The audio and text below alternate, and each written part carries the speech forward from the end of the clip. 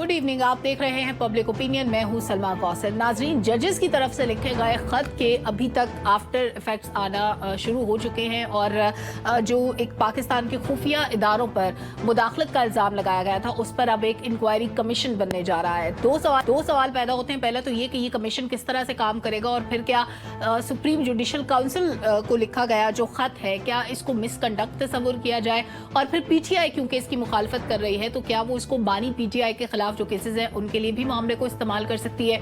और फिर जो इन्वेस्टिगेशन होगी रिटायर्ड जज की सरबराही में जो कमीशन बनने जा रहा है उसकी अहमियत क्या होगी, वो कमीशन किस तरह से काम करेगा और उसकी जो फाइंडिंग्स होंगी उन पर किस किस्म का एक्शन मुमकिन तौर पर लिया जा सकता है। इन तमाम पहलुओं का जायजा लेंगे और दूसरे सेगमेंट में बात करेंगे चाइनीज कंपनीज ने भाषा दयामर डैम पर सिविल वर्क को मुअत्तल कर दिया दहशतगर्दी के वाक़े के बाद, जिसमें 5 चीनी बाशिंदों की हिलाकत की खबरें सामने आई थी। बारहा हमने इस मामले पर बात की कि दहशतगर्दी एक बड़ा फैक्टर है, क्योंकि सीपैक पर दोबारा से काम शुरू होने जा रहा है तो उसको सबोताज करने की कोशिश की जा सकती है। अफगानिस्तान और ईरान की तरफ से जो पहले जो वहाँ पर पनाहगाहें मौजूद थी जिनकी तरफ से अटैक किया जा रहा था पाकिस्तान के अंदर, उसके लिए मल्टीपल टाइम्स पाकिस्तान ने इस मामले को उठाया, इस पर बात की, उसके डोसियर्स पेश किए। हालिया एक वीडियो इस बात का सबूत है कि अफगानिस्तान में कमांडर किस तरह से लोगों को डिक्टेट कर रहा था पाकिस्तान में हमला करने के लिए। इस सब के होते हुए किस तरह सीपैक इफेक्ट हो रहा है और किस तरह काम का मुअत्तल होना नुकसान का बायस बन सकता है, क्योंकि ये जो प्रोजेक्ट अपर कोहिस्तान में चल रहा था 4320 मेगावाट का प्रोजेक्ट दासू डैम पर, इस पे तकरीबन 741 चीनी और 6000 मकामी लोग काम कर रहे थे, जिनको अभी घर पर रहने की हिदायत की गई है मकामी लोगों को भी, और इस पर काम बंद है। तो बात करेंगे कि किस तरह से इस दहशतगर्दी के फैक्टर पर काबू पाकर अच्छे तरीके से सीपैक पर काम को आगे बढ़ाया जा सकता है ताकि लोगों को रोजगार भी मिले और जो डेवलपमेंट का काम है वो मुकम्मल हो सके। और आखिर में बात करेंगे महंगाई से मुतालिक मजीद पेट्रोल 10 रुपये महंगा होने की बात की जा रही है, 9 रुपये 50 पैसे का। इसकी वजूहात कुछ भी हों, लेकिन ये किस तरह से आम आदमी को इफेक्ट करेगा और महंगाई की नई लहर जो इस वक्त इंतजार कर रही है वो किस तरह से तनख्वाहदार तबके को नुकसान पहुंचाएगी। और जब पेट्रोल महंगा होगा तो तमाम कमोडिटीज़ पे उसका इफेक्ट आता है। जो घरेलू इस्तेमाल की अशिया हों या किसी भी इस्तेमाल की चीज़ की आप बात करें वो महंगी हो जाती हैं। तनख्वाहदार तबके के लिए पहले ही मुश्किल हो चुका है 2 वक्त का खाना,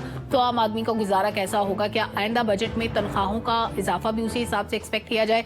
तमाम मामलात पर बात करने के लिए हमारा कॉम्पल हमारे साथ मौजूद है। अनवर रजा साहब तशरीफ रखते हैं, डॉक्टर फारूक सलीम हमारे साथ मौजूद हैं, आमिर सईद अब्बासी साहब हमारे साथ मौजूद हैं। अनवर रजा साहब, सबसे पहले ये बताएं कि जो जुडिशल काउंसिल को खत लिखा गया है सुप्रीम जुडिशल काउंसिल को, क्या इसको मिसकंडक्ट तस्वुर किया जाए या ये एक बिल्कुल इसी तरह से होनी चाहिए थी कार्रवाई जिस तरह से आगे बढ़ रही है? बहुत शुक्रिया सलमा।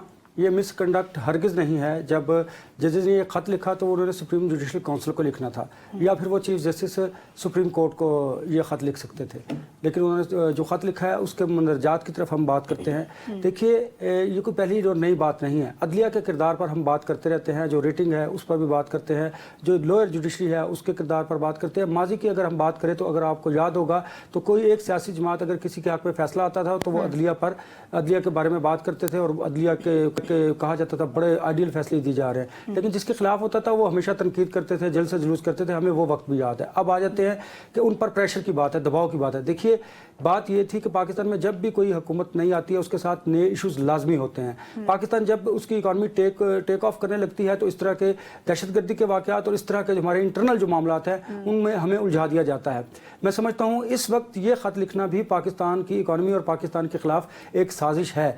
अदलिया कब दबाव का शिकार नहीं रही है। अब चलें, आपने ख़त लिख दिया, ठीक है, उस पर एक कमीशन तश्कील दे दिया गया है। अब आप इंतज़ार कीजिए कि कमीशन तमाम जो पहलू हैं उनका जायज़ा लेगा कि जजेस को किस तरह का दबाव है, कौन दबाव डाल रहा है, अगर खुफिया इदारे दबाव डाल रहे हैं क्यों डाल रहे हैं, कौन कौन से केसेस की बात की जाएगी। तो ये अब कमीशन का काम है। कमीशन को एविडेंस कलेक्ट करने हैं। कमीशन जो 6 जजेस हैं उनसे बात करेगा, उनसे पूछेगा, और जो खुफिया इदारों के सरबराहान हैं उनसे भी बात की जाएगी।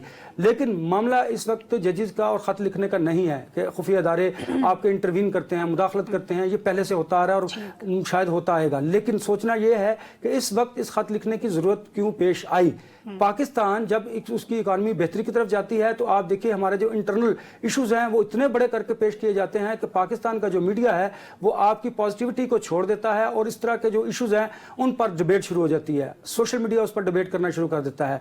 आपके जो रियल इशूज होते हैं वो दब जाते हैं। रियल इशू से मुराद ये है कि इदारों का इस्तेहकाम, जमहूरियत की बका, पार्लियामेंट की तौकीर, इदारों के इख्तियारात में तजावज़, ये सारी चीज़ें फिर निकल आती हैं। इन जब हम डी ट्रैक होते हैं तो हम असल जो हमारे इश्यूज़ होते हैं उनको हम छोड़ देते हैं। लिहाजा अब कमीशन बन चुका है, वो देखेगा कि उसने क्या करना है, हमें आगे बढ़ने की ज़रूरत है। ये मामला आप कमीशन पर छोड़िए, फिर यहाँ पर यह भी डिबेट की जाती है कि कमीशन बना दिए जाते हैं कि ताकि मामले को दबा दिया जाए। आप इंतज़ार कीजिए कि कमीशन क्या बात करता है, क्या उसके पास एविडेंस है, किस तरह का दबाव है, उसके बाद फिर आगे बढ़ा जाएगा। लेकिन अफसोसनाक बात यह है कि ये टाइमिंग जो थी ख़त की, ये बड़ी नामुनासिब थी, क्योंकि जब पाकिस्तान दहशतगर्दी से नबर्द आज़मा हो रहा है, पाकिस्तान इकॉनमी के जो आसेब है उससे निकलने की कोशिश कर रहा है, पाकिस्तान हमसाया ममालिक से ताल्लुकात बेहतर करना चाहता है, फॉरेन इन्वेस्टमेंट पाकिस्तान में आनी है, तो पाकिस्तान के अंदर एक ऐसा इशू जो है वो क्रिएट कर दिया गया है कि तमाम मुल्क के जो लोग हैं उस पर बात कर रहे हैं, मीडिया उस पर बात कर रहा है, और जो हमारे सेंसिटिविटी है,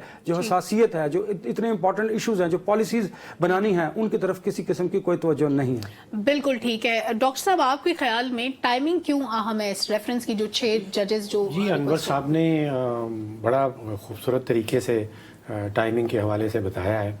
जब भी पाकिस्तान की मईशत जो है वो कोई सिमत पकड़ती हुई नज़र आती है, उसकी सिमत दुरुस्त होती नज़र आती है। देखिए इस वक्त क्या हो रहा है, पाकिस्तान स्टॉक एक्सचेंज जो है वो तारीखी उसकी सतह की बुलंद तरीन पे पहुंच गया है। पाकिस्तान की तारीख में कभी वो 66,000 लेवल पे नहीं पहुंचा था। पीआई की प्राइवेटाइजेशन 15-20 साल से हम लोग बात कर रहे हैं कि स्टेट ऑन एंटरप्राइजेज हैं, रियासती इदारों का 1.5-2 हज़ार अरब का सालाना बोझ बढ़ जाता है। पीआईए प्राइवेटाइज होने चला है, 15-20 सालों से नहीं हो रहा था। IMF के लॉन्ग टर्म पैकेज की बात हो रही है। IMF तारीफ कर रहा है कि आपने स्टैंड बाय एग्रीमेंट को जो उसके सारे स्ट्रक्चरल ऑब्जेक्टिव्स थे वो सारे पूरे कर दिए। एक और बात आपको मैं बताऊं कि आलमी मंडियों में जो पाकिस्तान का डॉलर बॉन्ड ट्रेड होता है वो पिछले कई हफ्तों से मुसलसल उसमें इजाफा आ रहा है। उसका मतलब क्या है कि आलमी इन्वेस्टर्स जो हैं वो पाकिस्तान के बॉन्ड खरीद रहे हैं, उनकी डिमांड बढ़ गई है, उनको कुछ नजर आ रहा है इस मुल्क के अंदर। पॉजिटिव है ये, पॉजिटिव लग जब भी ऐसी पॉजिटिव चीज होने लगती है, या तो जैसे अनवर साहब ने कहा बम धमाके या दहशतगर्द बम धमाके कर दे, अब ये अदलिया के अंदर एक बम धमाका फट गया इतना बड़ा। तो टाइमिंग का एस्पेक्ट मुझे इसमें बड़े शक व शुबात रहते हैं कि इसी टाइमिंग पे क्यों होता। ठीक है। अब जुडिशरी का तुम्हें पता है वो 132 नंबर पे आ रही है, 140 नंबर के, तो जुडिशरी के अंदर देखिए जुडिशरी का मजबूत होना, इस अदारे का मजबूत होना हर एक के मुफाद में, कोई भी इसकी मुखालफत नहीं कर सकता। पाकिस्तान के मुफाद में है, पाकिस्तान के रहने वालों के मुफाद में है। करना कैसे है, कमजोरियां क्या हैं? देखिए एक सबसे बड़ी कमजोरी जो इसकी आती है वो तो जजेस की तैनाती के हवाले से आती है। किसी को पता नहीं कि क्या मेरिट पे किया जाते हैं, किसी को कोई तरीकाकार नहीं लिखा हुआ। एक चीफ जस्टिस साहब के जहन में किसी का नाम आ जाता है, अगर वो लॉ ग्रेजुएट है तो उसको वो जज बना सकते हैं। फिर एक वो जुडिशल कमीशन बना दिया था हमने, उसमें आपने हाल देखा क्या हुआ, उसमें बंदरबांट शुरू हो जाती है। जो हुकूमती रिप्रेजेंटेटिव हैं वो अपने 2 जज बना लेते हैं, जज साहबान अपने 2 जज बना लेते हैं, जो बार के रिप्रेजेंटेटिव वहां बैठे हैं वो अपने 2 जज बना लेते हैं। कोई क्राइटेरिया लिखा हुआ नहीं है, कोई उसमें मेरिट का इशू नहीं है, कोई जजेस का बैकग्राउंड क्या होना चाहिए, क्या होता है। तो कमजोरियां बेतहाशा हैं, मजबूत होना हर एक के इंटरेस्ट में पूरे मुल्क, तो कमजोरियां दूर करने की कोशिश करें। मुझे सलमा दिली तौर पे लगता ही है कि ये जो खत लिखा गया है इसके नतीजे में क्या ये इदारा मजीद मजबूत होगा या कमजोर होगा, ये एक बड़ा सवाल है। आमिर सईद अब्बासी साहब एक तो इसका भी जवाब दे दें कि इदारा मजबूत होगा या कमजोर होगा। दूसरा, पीटीआई एतराज़ात उठा रही है, वो कह रही है कि रिटायर्ड जज की सरबराही में अगर कमीशन बनता है तो ये तो इंसाफ का कत्ल करने के मुतरादिफ है। लेकिन जब पीटीआई के दौर में जस्टिस शौकत सिद्दीकी पे इल्जामात लगे थे तो उस वक्त ये इल्जामात की हिमायत करते थे। दोहरा मयार क्यों है? फिर सवाल ये भी पैदा होता है कि कमीशन बना के नॉर्मली मामलात को रफा दफा कर दिया जाता है। इस कमीशन से आपको लगता है कि कोई खातिर ख्वाह पेशरफ्त होगी? और फिर क्या रिटायर्ड जज की सरबराही में बनने वाला कमीशन इतना बाइख्तियार होगा कि वो इंसाफ दे सके उन जजेस को जो इस वक्त अपील कर रहे हैं? देखिए सलमा, एक तो मुझे खदशा था कि अनवर रज़ा साहब अमेरिका और रूस की जो लड़ाई है उसकी वजह भी इस खत को ना करार दे दें, क्योंकि उन्होंने जिस तरह बात शुरू की थी वो तो इसी तरफ जा रहे थे कि तमाम मसाइल की जो जड़ है वो ये खत है। डॉलर का रेट हो, स्टॉक एक्सचेंज की तबाही हो, IMF کے ساتھ تعلقات خراب ہوں یا ڈیل نہ ہو، اس کی تمام کی وجہ بھی یہ اسلام آباد ہائی کورٹ کے 6 ججز ہیں اور انہی کا یہ خط ہے جس کی وجہ سے ججز پچھلے 1 سال سے بتا رہے تھے. آپ ریکارڈ دیکھیں 1 سال سے وہ بتا رہے ہیں کہ ہمارے ساتھ کیا نہیں ہو رہا. نہیں وہ 1 سال سے بتا رہے ہیں. پہلی دفعہ دباؤ کا شکار ہے. آپ دیکھ رہے ہیں جب بھی پاکستان میں اکانومی بہتر ہونے لگتی ہے کوئی نہ کوئی ایشو کریٹ کر دیا جاتا ہے. یہ ڈیلیبریٹلی کیا جاتا ہے تاکہ پاکستان کے اداروں کو بدنام کیا جائے. Never ever. عدلیہ پہلے دن سے میں کہہ رہا ہوں کہ عدلیہ مجھے بتایا کب پاکستان جب سے بنا ہے، عدلیہ مجھے بتایا کب سے دباؤ کا شکار نہیں ہے. پہلی دفعہ دباؤ کا شکار ہے. یہ کون سا طریقہ ہے کہ جب آپ پاکستان ٹیک آف کرنے لگتی ہے اکانومی، دیکھیں شروع تو کیا آغاز پاکستان کسی سمت کی طرف جانے لگتا ہے تو عدلیہ کو یاد آتا ہے، کبھی کسی کو یاد آتا ہے کہ ملک ہے اس کے ساتھ کھلواڑ کیا جا رہا ہے. پہلے نہیں بول سکتے تھے. آپ 130 نمبر پر ہے انڈس میں، آپ کو اس وقت یاد نہیں تھا کہ آپ اپنے ادارے کو درست کیجئے. حرکتوں کی وجہ سے ہے. تو میں بھی یہی کہہ رہا ہوں. مجھے بتائیں عام آدمی کہاں جائے؟ مجھے بتائیں آپ اپنی لڑائی لڑتے رہے، عام آدمی بیچارہ ذلیل و خوار ہوتا رہے. نہیں آپ اب ایسا بات ضرور کریں. مجھے دکھ اس بات کا ہے عام آدمی کہاں پہ ہے. بجلی کے بل اتنے زیادہ ہیں، گیس کے بھی اتنے زیادہ ہیں، عام آدمی کی بات کوئی کرتا نہیں ہے. میں نے 2 سے زیادہ مرتبہ خط کو پڑھا ہے. مجھے اس میں واقعات نظر آتے ہیں، کہیں شواہد نہیں ہیں. دیکھیے کسی سٹیج پہ جا کے جو الزامات لگائے گئے ہیں ان کا ثبوت طے کرنا پڑیں گے. اگر آپ عدالت میں جائیں گے ثبوت جو ہیں وہ ایک خط جو ہے اس میں سارے ثبوت بتا دیں. وہ تو یہی تو کہہ رہے ہیں سپریم جوڈیشل کونسل کو کہ آپ یہ بتائیں کہ ہمارے ساتھ یہ سلوک ہو رہا ہے، ہماری اس طرح ایگزیکٹو مداخلت کر رہی ہے، ہماری سرویلنس ہو رہی ہے، ہمارے کیمراز لگ رہے ہیں، ہمارے اوپر ٹارچر ہو رہا ہے، ہمارے عزیز اقارب پر ٹارچر ہو رہا ہے. آپ ہمیں بتائیں کہ ہم ایسی صورتحال میں کیا کریں. سپریم جوڈیشل کونسل کیوں بنائی گئی تھی؟ اس کا مقصد کیا ہے؟ اس کا مقصد ہے ججز کا احتساب کرنا. یس اور یہ تو فوراً نہیں ہے آپ کے خط. نہیں دیکھیں اس میں ایسے تمام ایشوز جو ججز کو کسی بھی طریقے سے انفلوئنس کرنے کے لیے بھی ہوں یا ججز کسی انفلوئنس کا سامنا کریں یا ان کو انفلوئنس کیا جائے، ان تمام صورتحال کے لیے جو گائیڈنس سیکھ کی جاتی ہے وہ سپریم جوڈیشل کونسل سے کی جاتی ہے. اس سے پہلے جو سٹیپ ہوتا ہے وہ چیف جسٹس اپنی جو کنسرن ہائی کورٹ کا ہوتا ہے وہ ہوتا ہے. وہ کہہ رہے ہیں کہ 1 سال سے ہم ان کو بتا رہے ہیں کہ ہمارے ساتھ یہ ہو رہا ہے، 1 سال سے رپورٹ کر رہے ہیں، 1 سال سے وہ خط و کتابت کر رہے ہیں اور رپورٹس کر رہے ہیں. اگر آپ بتائیں کہ 1 سال سے انہوں نے، دیکھیں یہ بڑا کریڈٹ ہے ان کا کہ انہوں نے 1 سال سے اس کو پبلک بھی نہیں ہونے دیا اور وہ اپنے ہائی کورٹ کے چیف جسٹس کو، سپریم کورٹ کے چیف جسٹس کو اور سینئر پیونی جج، جب ایون جو موجودہ چیف جسٹس ہیں یہ جج نہیں تھے جب چیف جسٹس، تب بھی ان کے نوٹس میں تھا اور ان کو یہ بتایا گیا. اب ایسی صورتحال میں جب یہ سب چیزیں نہ ہو جائے تو کم از کم انہیں رپورٹ تو ضرور کرنا ہے. اور آپ یہ بات ہوتی ہے جو بات ہوتی ہے عدلیہ کی کہ عدلیہ اس نمبر پر کیوں ہے، تو ان حرکتوں کی وجہ سے ہے، ان کی سرویلنس کی وجہ سے ہے کہ وہ اگر یوں آپ دیکھیں کہ اگر وہ ایک عام آدمی کو، کسی مظلوم کو XYZ کوئی بھی ایک عام آدمی ہے اس کو وہ انصاف نہ دے سکیں اور ان کو یہ کہا جائے کہ آپ نے اس فیصلے کو اس طرح کرنا ہے، اس کو اس طرح کرنا ہے، اس کو اس طرح کرنا ہے، تو رینکنگ کہاں پر جائے گی، تو ان کی ڈیلیوری کہاں پر جائے گی، ان کی پرفارمنس کہاں پر جائے گی. جب کسی پہ الزام لگتا ہے نا اس کی انویسٹیگیشن کے لیے جو ٹیم بنتی ہے اس میں کسی بھی عام معاملے کو بھی اٹھا کے دیکھیں دونوں طرف کے نمائندے ہوتے ہیں. ریٹائرڈ جج کے سربراہی میں کمیشن بنانے کا مطلب تو یہ کہ اپنے ساتھی ججز کو پروٹیکٹ کریں گے، تو دوسرے فریق کی طرف سے کون ان کو ریپرزینٹ کرے گا، کس طرح سے کرے گا، یہ فارمولا کیسے طے ہوگا اور انصاف کی توقع کیسے رکھی جائے؟ دیکھیے ہمارے آئین میں بہت واضح ہے کہ تمام انسٹیٹیوشنز اپنی اپنی حدود رہیں گے، ٹھیک ہے، اور عدلیہ کو ایگزیکٹو سے الگ کر دیا گیا تھا. یہ پہلی دفعہ ہوا ہے کہ عدلیہ ایگزیکٹو کو کہہ رہی ہے اور ایگزیکٹو کو کہہ رہی ہے کہ آپ ہمیں اس کے اوپر انکوائر کر کے دیں. یہ بھی اپنی نوعیت کا ایک منفرد قصہ ہے کہ عدلیہ جس کے جو ججز ہیں وہ یہ کہہ رہے ہیں کہ ہماری یوں ایگزیکٹو مداخلت کر رہی ہے اور جوڈیشری جو ہے وہ ایگزیکٹو کو ریکویسٹ کر رہی ہے کہ آپ ہمیں اس کے اوپر انکوائر کر کے دے دیں. تو یہ بھی تاریخ میں اپنی نوعیت کا ایک منفرد کیس ہے. میرا نقطہ نظر یہ ہے کہ کیا یہ پہلی دفعہ ہوا ہے؟ نہیں، ہمیشہ سے ہوتا ہے. میں صرف یہ کہتا ہوں کہ جب پاکستان کے حالات بہتری کی طرف جاتے ہیں، مجھے بتائیں شوکت عزیز صدیقی صاحب کو 6 سال بعد انصاف ملا، جب ان کی ان کو 6 سال کے بعد دینا ہے. مسئلہ یہ ہے کہ جب پاکستان کسی سمت کی طرف جانے لگتا ہے، پاکستان کے ادارے اگر طے کر لیتے ہیں کہ اب اپنے آئین اور قانون کے تحت چلنا ہے یا پھر ایک منٹ رک جائے، میری بات سن لیں. اس خط کا ہماری معیشت کے ساتھ کیا تعلق ہے؟ سن لیجئے نا، معیشت کے ساتھ آپ دیکھیں نا، آپ کی جو اکانومی ہے، اس نے وہ ہاتھ باندھی ہے ہماری پاکستان میں جب اس طرح کے ایشوز ہوتے ہیں آپ کی سٹاک ایکسچینج کریش کر جاتی ہے. آپ کو بھی پتہ ہے ایک بات کا. دیکھیں ڈاکٹر صاحب بتا رہے ہیں کہ سٹاک مارکیٹ رائز کر رہی ہے، رائز کر رہی تھی نا. دوسری بات یہ اپنی نوعیت کا ایک منفرد ایکسکیوز ہے کہ آپ مسائل کو ڈسکس نہ کریں، آپ مسائل کو حل نہ کریں. میں آپ کو یہ کہہ رہا ہوں کہ یہ پہلی دفعہ نہیں ہے. آپ یہ سمجھیے کہ یہ پہلی مرتبہ نہیں ہے. مطلب یہ ہے کہ جب پاکستان کی حالات بہتری کی طرف چلتے ہیں تو پاکستان کے اندر سے اور پاکستان کے باہر سے اس طرح की चीजें कर दी जाती हैं कि पाकिस्तान पैट्री इश्यूज पर पड़ जाता है और जो रियल इश्यूज होते हैं आवाम को रिलीफ देना, इदारों को आप ये मजबूत कह रहे करना हैं कि बेहतर हो जाता है। पाकिस्तान का निजाम इंसाफ ये कह रहा निजाम है, इंसाफ आज ठीक हो जाएगा, इस खास से ठीक हो जाएगा। आप ये कहते हैं कि ठीक नहीं तो मुझे बताया ना क्या ये कमीशन, इस कमीशन ने किससे तहकीकात करवानी है? ये इदारे ही होंगे ना, यही तो मैं कह रहा हूं। इदारे होंगे जिनसे कराएंगे। फिर मुझे बताएं किधर गया आप इंसान? ये कह रहे हैं कि इन मसाइल का कोई हल नहीं है। नहीं, मसाइल से हल क्या नहीं, मसाइल को आप डिस्कस जरूर कीजिए, लेकिन उसे आप पब्लिकली ना लेके आइए, आप शौकत सिद्दीकी साहब जो अपने इंटरव्यू में कह रहे हैं, आमिर साहब अगर आपने देखा, वो कहते हैं कि जब मेरा मामला था, बात उन्होंने भी इसी किस्म की थी, लेकिन वो कहते हैं मेरे साथ कोई खड़ा नहीं हुआ और ये जो 6 लोग जो आज खत लिख रहे हैं इनमें से कोई मेरी बेटी की शादी तक पे नहीं आया। 2 असलाम तो बड़ी दूर की बात है, इन लोगों ने कता ताल्लुक कर लिया था। और अभी जब वो अपने केस में सुरखरू हो गए हैं या वो मामलात सेटल हो गए हैं, तो उसके बाद उनमें 6 में से एक जज ने उनको मुबारकबाद दी है। तो ये क्या 2 चेहरे नहीं है हमारी अदलिया के, हमारे जज साहिबान के, कि जब किसी और के साथ मामला था तब तो वो उसके मुखालिफ थे, लेकिन आज वो साथ मिलके कह रहे हैं और उसी मामले को डिफेंड कर रहे हैं कि हमारे साथ तो बड़ा जुल्म होता है, हमारे तो मामलात में मुदाखलत होती है, हम तो इंडिपेंडेंट नहीं है अपने फैसले करने में। मतलब वो 70s ऑनवर्ड सारे फैसलों पे एतराज उठा रहे हैं कि कुछ भी इंडिपेंडेंटली नहीं हुआ।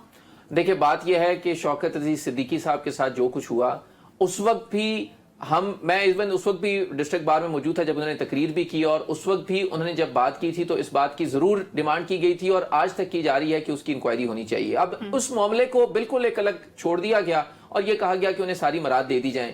तो सवाल तो अभी भी वही है और ये 6 जजेस भी यही कह रहे हैं कि आप उस मामले की इंक्वायरी करें, उस इल्जाम की इंक्वायरी करें और उन्हीं शवाहिद की बुनियाद के ऊपर और इन्हीं सारे इवेंट्स को जोड़कर आप एक इंक्वायरी करें और वंस फॉर ऑल इस इशू को हल करें। नहीं, इस तरह नहीं होता आवाज साहब कि शौकत अजीज सिद्दीकी को 6 साल बाद उसके केस आप ये कह रहे हैं कि इनको भी 6 साल के लिए नहीं, 6 साल दें। बाद नहीं, आप बात को अंडरस्टैंड करें, आप बात को डिट्रैक कर देते जी, जी, हैं। बताएं। 6 साल का जो वाकया है उसको अब क्यों लेके आए? उन्हें तो इंसाफ मिल गया। अब जो इंसाफ मिला वो आज कह रहे हैं कि अब ये जो जजेस कह रहे हैं, इन जजेस ने एविडेंस देने हैं, इन जजेस ने एविडेंस देने हैं कि मुझ पर फलां इदारे के सरबराह ने ये दबाव डाला, ये एविडेंस दे, इदारे प्रूव करेंगे, और जजेस को ये भी बताना पड़ेगा। उस वक्त फिर खड़े होते ना उनके साथ, जजेस को ये- शौकत अजीज सिद्दीकी साहब के साथ उस वक्त क्यों नहीं खड़े हुए ये लोग? जजेस को ये भी आज बताना इनको याद आ गया या कि तो अनवर रजा साहब या तो इन्होंने रिपोर्ट किया हो कि हमारे साथ 2018 में हुआ, 2017 में हुआ जब शौकत अजीज सिद्दीकी साहब थे। इनमें से 3 जजेस तो या 5 जजेस तो ऐसे हैं जो बाद में भर्ती हुए हैं। उस वक्त की तो ये वोकल आवाज थी ना, तवाना आवाज थी, उस वक्त उनके साथ इन्होंने साथ बन दिया। उस वक्त सबने खामोशी इख्तियार की इसलिए कि शौकत अजीज सिद्दीकी साहब के साथ था। अब जब बात अपने पे आई है, अब ये कह रहे हैं कि तमाम लोग हमारे साथ खड़े हो जाए। क्यों भाई, ऐसा क्यों?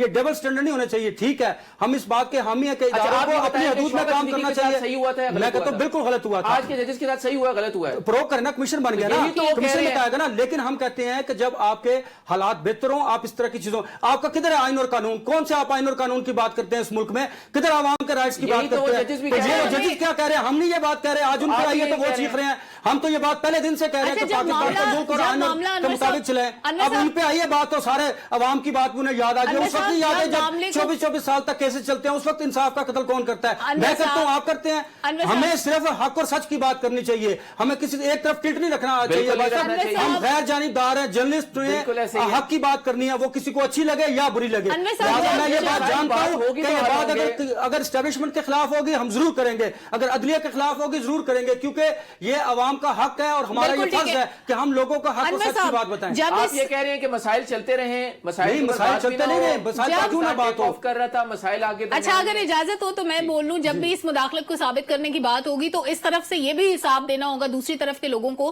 कि किसके लिए मराहत मांगी गई, कब मुदाखलत के लिए दावत दी गई कि आए हमारी मदद करें, हमारी फैमिली के लिए प्रोटोकॉल चाहिए, हमें यहाँ पे बेनिफिट या इंसेंटिव चाहिए। उसके बाद दूसरी तरफ की मुदाखलत को इन्वेस्टिगेट किया जाएगा। मुझे छोटे से ब्रेक की तरफ बढ़ना है, ब्रेक से वापस आते हैं, मैटर्स को डिस्कस करेंगे। हमारे साथ रहिए।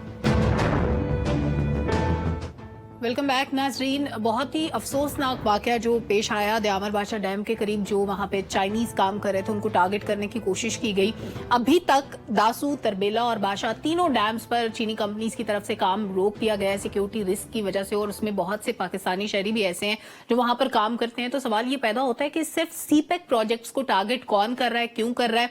डॉक्टर साहब, क्या अफगानिस्तान एक बार फिर से आलमी दहशतगर्दों की आमाजगा बनता जा रहा है? सलमा, पहले तो बिल्कुल क्लियर है कि दो निशाने हैं। एक पाकिस्तान की मैशियत निशाने पे है और एक पाकिस्तान और चीन की दोस्ती निशाने पे है। सही। जो चाहते हैं कि ये दोनों चीज़ें आगे ना बढ़े। निशाना तो क्लियर है। ठीक। अलकायदा के कैंप्स कहाँ पे हैं? अफगानिस्तान में हैं। टीटीपी के कैंप्स कहाँ पे हैं? अफगानिस्तान में हैं। इस्लामिक स्टेट खुरासान वालों के कैंप्स कहाँ पे हैं? अफगानिस्तान में हैं। حملے کہاں ہو رہے ہیں؟ پہلے ایران پہ حملہ ہوا اسلامک اسٹیٹ، جڑ اس کی نکلی افغانستان. ماسکو پہ حملہ ہوا، جڑ کہاں نکلی؟ افغانستان. اور ہم تو خیر ہمسایہ ملک ہے، ہمارے اوپر تو لگاتار حملے ہوتے چلے جاتے ہیں. اب ضرورت اس چیز کی ہے، ایک تو ہمیں ایڈمٹ کرنا ہوگا کہ ہماری اپنی سیکیورٹی فیلئر ہے.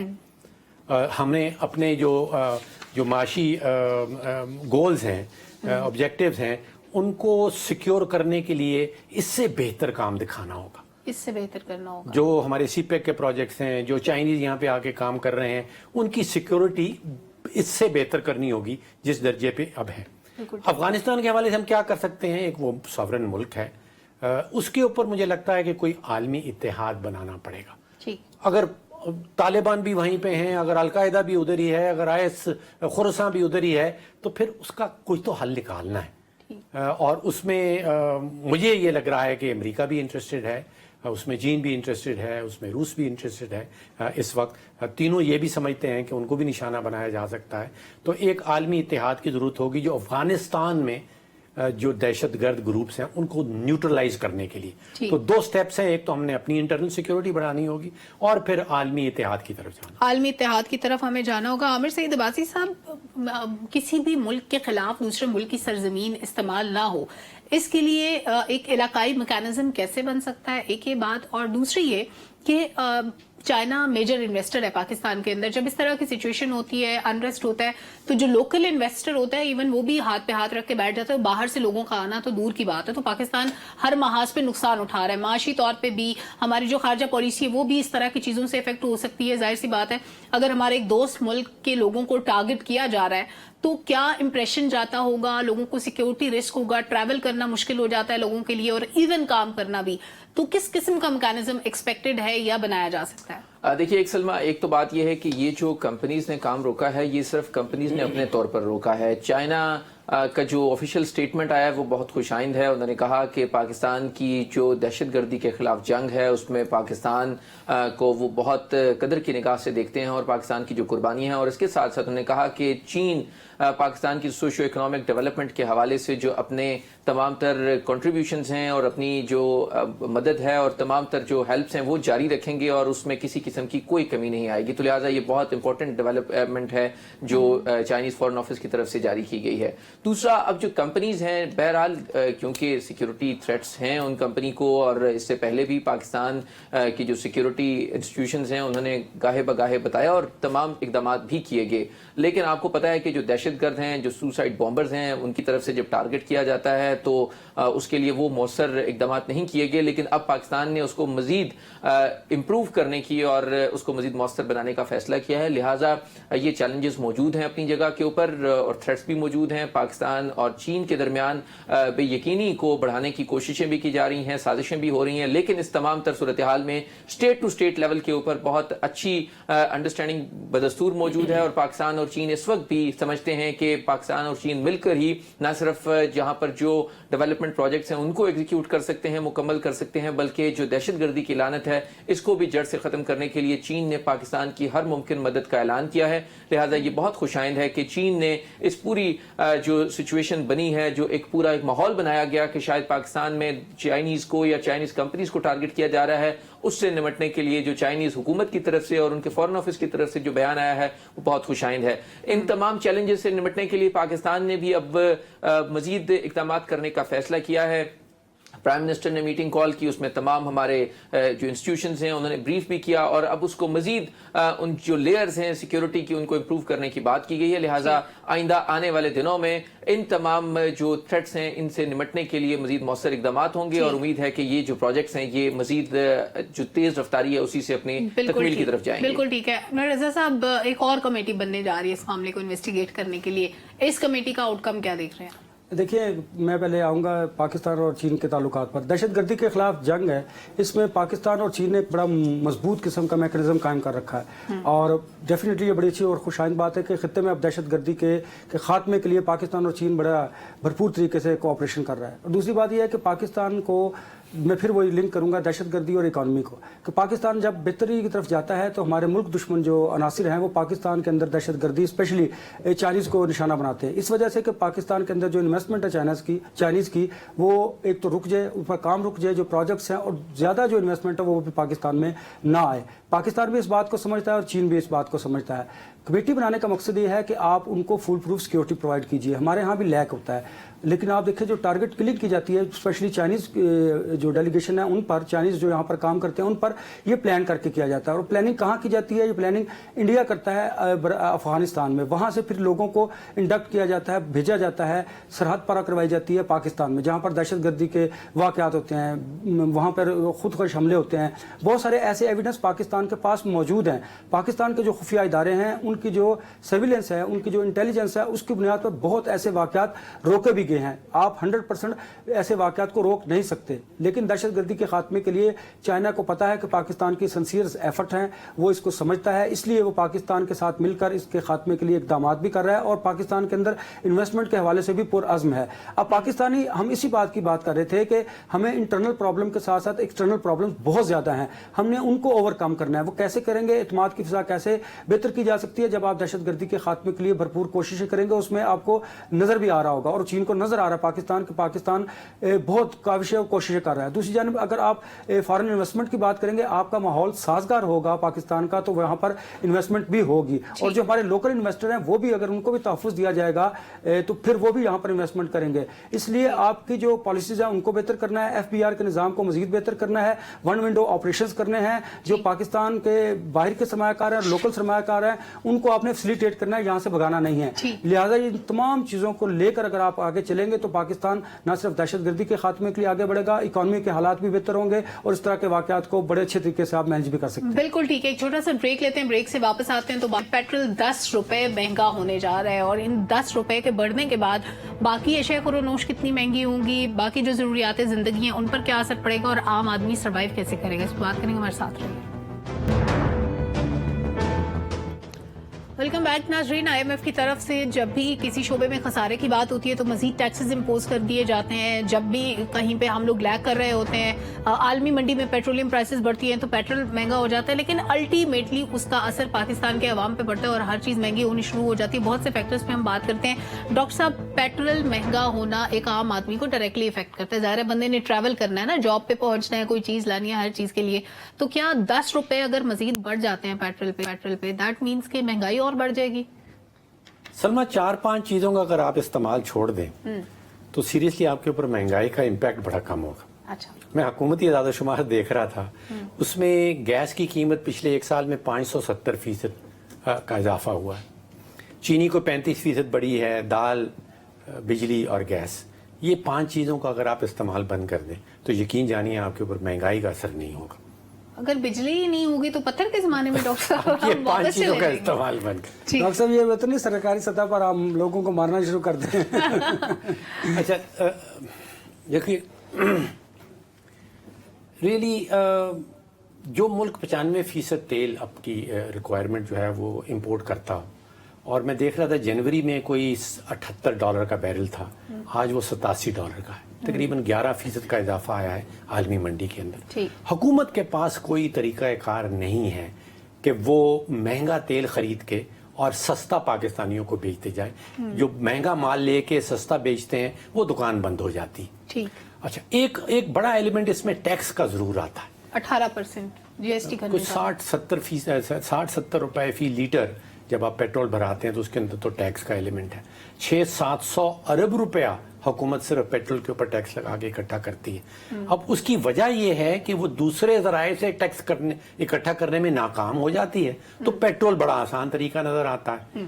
तो हुकूमत के पास तरीका एक जरूर एग्जिस्ट करता है, अगर वो अपने टैक्स की कलेक्शन जो डायरेक्ट कलेक्ट, देखें बेशुमार सेक्टर्स ऐसे हैं जो टैक्स नहीं दे रहे हैं, اگر وہاں پہ اپنی ٹیکس کلیکشن امپروو کر لیں تو طریقہ کار ہو سکتا ہے کہ پیٹرول کے اوپر ٹیکس کم لگایا جائے. لیکن پیٹرول اگین وہی انور صاحب چیز ہے جو سب سے زیادہ آپ کو مجھے کسی بھی آپ طبقے کو دیکھ لیں اس کو ڈائریکٹلی افیکٹ کرے گا. اب کہا جا رہا ہے کہ پیٹرولیم لیوی جو ہے اس کو 60 سے بڑھا کر 100 روپے کر دیا جائے گا. G S T I M F کہہ رہا ہے کہ آپ اس کو 18% پہ لے کے آئیں کیونکہ یہ شرط رکھی تھی یہ جو آخری قسط کا اجرا ہوا ہے اس کے لیے. تو اگر یہ شرط بھی گورنمنٹ نے مان لی ہے تو پھر کھانا کھانا مشکل ہو جائے گا عوام کا. پھر کیا ہم صرف خودکشیوں کی خبریں سنتے رہیں گے؟ آپ درست کہہ رہی ہیں. دیکھیے جب پیٹرولیم پرائسز میں اضافہ ہوتا ہے تو آپ کی اشیاء ضروریہ جو ہے ان کی قیمتوں میں خام خواہ اضافہ کر دیا جاتا ہے. پھر آپ دیکھیے کہ وہ اضافہ واپس بھی نہیں ہوتا. ایک بات تو یہ اس ملک کی حالت تو یہ ہے. دوسرا دیکھیے کہ اگر آپ نے آئی ایم ایف کے پروگرام کی طرف جانا ہے تو پھر آپ کو ان کی شرائط کو تو ایکسیپٹ کرنا پڑے گا. وہ بڑا آسان کام ہے کہ آپ ٹیکس امپوز کر دیجئے. تو وہ ٹیکس جب امپوز کرتے ہیں تو مہنگائی کا طوفان آ جاتا ہے اور پھر عام آدمی بیچارہ اس کی سیلری شاید اتنی نہیں اس سے بھی کم ہو جاتی ہے. مجھے بتائیے ہم یہی بات کرتے ہیں کہ سب سے ضروری کام آپ کی اکانومی کو اسٹیبل کرنا ہے. آپ نے اپنے دفاع کو مضبوط کرنا ہے. آپ نے اپنے عوام کو ریلیف دینا ہے. اگر آپ نے ہمیشہ کی طرح جو بھی نئی گورنمنٹ آئے گی آئی ایم ایف کے پاس قرض کے لیے جائے گی پروگرامز کے لیے جائے گی تو اس کا جو بوجھ ہوگا وہ عوام پر پڑے گا. اور آپ کو نظر بھی آ رہا ہے. دیکھیے ہر آئے روز آپ 2 ماہ بعد دیکھ لیجیے کہ پیٹرولیم پرائسز میں اضافہ کر دیا جاتا ہے. چلیے آپ کا آئی ایم ایف کی شرط تھی, یہ بھی آئی ایم ایف کی شرط تھی کیا؟ اور آپ نے اپنے ٹیکسز کو پورا کرنے کے لیے قرض دینے کے لیے بھی آپ خود سے بھی گورنمنٹ ٹیکسز لگا دیتی ہے. دیکھیے بجلی کی قیمتوں میں اضافہ, گیس کی قیمتوں میں اضافہ, کھانے پینے کی قیمتوں میں اضافہ, پیٹرولیم پرائسز میں اضافہ, لیکن تنخواہ جس میں اضافہ ہونا چاہیے مہنگائی کے تناسب سے وہ اضافہ نہیں کیا جا رہا. پھر مجھے بتائیں جب یہ ناانصافی ہوگی تو مجھے بتائیے ملک میں کون آئین اور قانون کی بات کرے گا؟ پھر تو لا قانونیت کی طرف لوگ بڑھیں گے. پھر لوگ اپنے بچوں کا پیٹ پالنے کے لیے چوری بھی کریں گے, کرائم بھی کریں گے. ہم اس وقت سے ڈرتے ہیں اور حکمرانوں کو یہی کہتے ہیں کہ خدا را اب اپنی لڑائیوں کو چھوڑیے, اپنے مفادات کو ایک طرف رکھیے, اپنے نظریات اپنی جگہ پر, لیکن اس وقت کم از کم ایک پوائنٹ پر اکٹھے ہو جائیں کہ ہم نے اس ملک کی بقا کے لیے اکانومی کو بہتر کرنا ہے. ہم نے عوام کو ریلیف دینے کے لیے تمام سیاسی جماعتوں نے اکٹھا ہونا ہے. اگر آپ اس نقطے پر اکٹھے نہیں ہوں گے تو سلما حالات مزید خراب ہوں گے. یہ اداروں کو بھی سوچنا ہے. ہم صرف سیاستدانوں کو نہیں کہتے, ہم فیصلہ سازوں کی بھی بات کرتے ہیں, ہم اپنی بھی بات کرتے ہیں, ہم عام آدمی کی بھی بات کرتے ہیں. ہم سب کو مل کر اس ملک کے لیے اب قربانی دینی ہوگی. وہ قربانی کیا ہے کہ ہر شخص کو اپنا پازیٹیو رول پلے کرنا ہے اور یہ کوئی مشکل کام نہیں. اس ملک نے آپ کو عزت بخشی, اس ملک نے آپ کو سب کچھ دیا, پھر آپ آزاد شہری کے طور پر رہ رہے ہیں تو پھر آپ کا اب فرض بنتا ہے کہ آپ اس ملک کے لیے کیا کیجئے, اپنی سوچ کو بہتر کیجئے, قانون پر عملداری کو یقینی بنائیے. جو کوئی شخص اپنے ملک کے لیے پازیٹیوٹی کریٹ کر سکتا ہے, پازیٹیو سوچ رکھ سکتا ہے, وہ یہی کرے تو میں سمجھتا ہوں کہ ملک آگے بڑھ سکتا ہے. ملک آگے بڑھ سکتا ہے اس طرح سے. لیکن اگر پیٹرول بڑھتا رہے گا پاسی صاحب تو پھر ملک کیسے آگے بڑھے گا؟ اگر عام آدمی کے حق میں آپ فیصلے نہیں کر سکتے. گورنمنٹ آئی تھی, ریلیف کی باتیں ہوتی تھی, کہتے تھے 200-300 یونٹ کوئی فری دے گا, کبھی سندھ والوں کے لیے کبھی پنجاب والوں کے لیے. وہ فری یونٹ سے تو معاملہ بہت آگے نکل چکا ہے. اب تو وہ جو سخت فیصلے گورنمنٹ کر رہی ہے اس کا خمیازہ تو عوام بھگت رہے ہیں. دیکھیے یہ میرا خیال ہے کہ بیڈ گورننس کی ایک بڑی نشانی ہے کہ جب بھی آپ کے اوپر کوئی بھی ہدایات آتی ہیں آئی ایم ایف کی طرف سے اور آپ پھر ایز اٹ از اس برڈن کو نیچے شفٹ کر دیں, مناسب تو یہ ہوگا کہ جو ہمارے حکمران ہیں, جو اشرافیہ ہے, وہ اپنی چیزوں کو کنٹرول کرے, وہ اپنے اخراجات کو کم کریں اور اس کے ساتھ ساتھ جو اشرافیہ ہے اس پر ٹیکس لگے اور غریبوں کو ریلیف ملے. یہاں پر لیکن الٹا حساب ہے, سب سے زیادہ ٹیکسیشن جو ہے وہ ڈائریکٹ ہو انڈائریکٹ ہو وہ غریب پر لگتی ہے. اور یہ ایک بڑا آسان سا حل ہے کہ جب بھی آپ نے پیسے اکٹھے کرنے ہوں آپ رات کو ٹیکس لگائیں, رات کو پیٹرول پرائسز بڑھائیں, صبح سے آپ کی ریکوری شروع ہو جاتی ہے. سو یہ نہ صرف ہماری حکومتوں کی ناکامی ہے کہ انہوں نے ریکوری کے لیے کتنا آسان سا نسخہ صرف غریب کے اوپر برڈن ڈالنے کا رکھا ہوا ہے کہ آپ ڈائریکٹلی پیٹرول کی پرائسز بڑھا دیں اور ریکوری شروع کر دیں. اور اس میں بھی پیٹرول ضرور مہنگا ہوتا ہے, انٹرنیشنل مارکیٹ میں بھی مہنگا ہوتا ہے, لیکن ہمارے ہاں کیونکہ اس کے اوپر 75 قسم کے ٹیکسز لگا کر اس کا بھی بوجھ سارا عوام پر ڈال دیا جاتا ہے. لہٰذا یہ وقت ہے کہ ہمارے حکمرانوں کو سوچنا چاہیے کہ اپنے اخراجات کو کم کریں, اپنی گاڑیوں کو, اپنے پیٹرولز کو, اپنی شاہانہ ٹریولنگز کو, اپنی شاہانہ موومنٹس کو. میں دیکھ رہا تھا کہ آصف علی زرداری صاحب نے اعلان کیا تھا کہ وہ تنخواہ نہیں لیں گے, لیکن انہوں نے اپنے 3 گھروں کو وہ صدر پیلس ڈکلیئر کروا دیا جو ان کے سندھ میں ہیں. تو اب ایک طرف وہ کہا جاتا ہے کہ سیلری نہیں لیں گے, دوسری طرف دیگر طریقوں سے ڈبل ایکسپینڈیچرز کر دیے جاتے ہیں اور خزانے پر بوجھ ڈال دیا جاتا ہے. لہٰذا یہ نہ صرف حکمرانوں کی سوچنے کا وقت ہے کہ اور یہ جو غریبوں کے لیے اسکیمز لانچ کی جاتی ہیں ان کا پیسہ ان کے پاس کہاں سے آتا ہے؟ پنجاب میں بھی ہو رہی ہے, سندھ گورنمنٹ بھی کہتی ہے, تو یہ پیسے کہاں سے جمع کرتے ہیں؟ وہ قرضے کے پیسے ادھر چلے جاتے ہیں.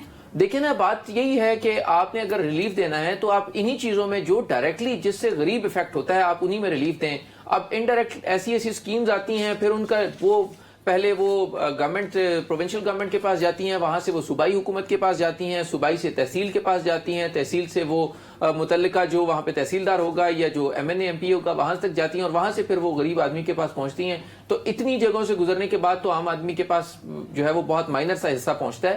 لہٰذا ایسے پروگرامز کی ضرورت ہے کہ جس میں ڈائریکٹلی غریب کو افیکٹ کم سے کم کیا جائے اور غریب کو فائدہ زیادہ سے زیادہ دیا جائے, اور جو اشرافیہ ہے اس سے ٹیکس لیا جائے اور ان سے ریکوری کی جائے, نہ کہ آپ غریب کے اوپر پیٹرول کا ٹیکس لگا دیں, بجلی کا ٹیکس لگا دیں, گیس کا ٹیکس لگا دیں, اور پھر آپ کہیں کہ جناب غریب بولے بھی نہ اور آواز بھی نہ نکالے. سلما ایک بات ایڈ کر دوں, پچھلے 15 سال میں پہلی دفعہ ایسا ہوا ہے کہ اب آئل ایکسپلوریشن کے لیے نئی کنسیشنز کو آکشن کیا جا رہا ہے.